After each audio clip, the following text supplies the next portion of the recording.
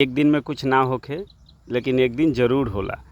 एक दिन ही मकई बोल गए रहे आ देख ली मकई के ग्रोथ। खेत में फसल चक्र बदल बदल के बोला से मतलब अदल बदल के ये साल कुछ और बोई तो अगला साल कुछ और बोई। देखिए एकर ग्रोथ कितना सुंदर बा।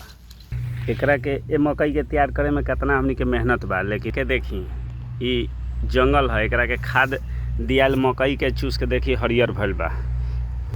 देखी इनका के लात घुसा मार के इनका के चित कर देनी। अब मकई के फायदा मिली। हर बही से खर खाई, बकरिया चार खाई।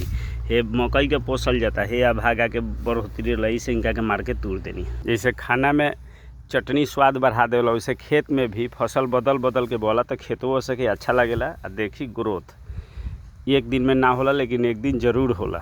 नापसंद काम करें तो मनपसंद परिणाम मिली, मनपसंद काम करें तो नापसंद परिणाम मिली। देखी ये सब घास बा, एकरा के खाद नहीं खे दिया, लेकिन बड़े खाद दियाता, सेवा कइल जाता, तब वो देख ली ऐसन बा। चली हर ना बही कुदारी, तो सुंदर भोजन दिहन मुरारी। देख ली मकई के खेती में तो रिक्स ले ही के पड़ी, कुछ करही के पड़ी।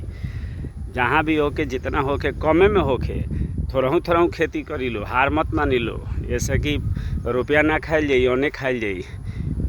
फसल देख ली मकई। जय जवान जय किसान। फिर अगला वीडियो में मुलाकात हो रही लोग से।